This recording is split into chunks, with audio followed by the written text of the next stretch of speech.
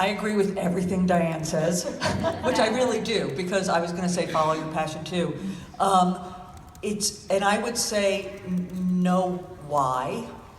Like, I really put myself to the test every time I do something. I imagine I'm standing up in front of an audience of, hundreds of thousands of people explaining why now this needs to happen. Because I just find that having a career as a director, trying to make art, is so hard and so discouraging.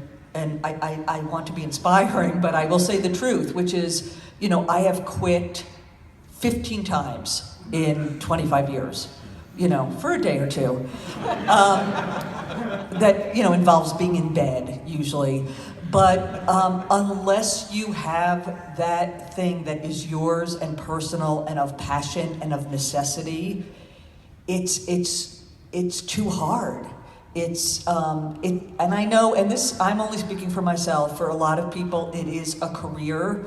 For me, it is so deeply personal that, unless I have that, I can't continue.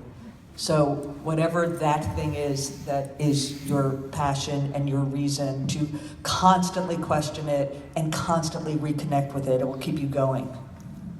Yeah, and I just want to add that I know this is called BroadwayCon, but Broadway isn't necessarily where the best work is done, where the goal, should be. I mean, there is, and New York will always be here as well. I mean, I do feel that I quite often speak to younger directors, and they get that kind of nervous, like they've been in New York for 6 years and might have an opportunity to either direct something or maybe go to school outside of the city. And if they can sustain that conversation with me about there's this opportunity in Boston, but what if, and New York, and what if, but if they can sustain it for more than 20 minutes, I'm like, I think you might be really excited about going to Boston.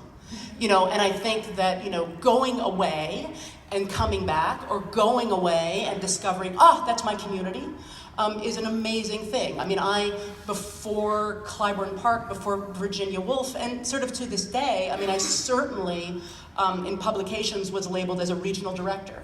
And I remain a regional director. I think there's amazing theater around the country, and amazing producers around the country who create environments that are furtive and can really support younger directors. And New York is a particular ecosystem. And sometimes it's very exciting, and it will always be here.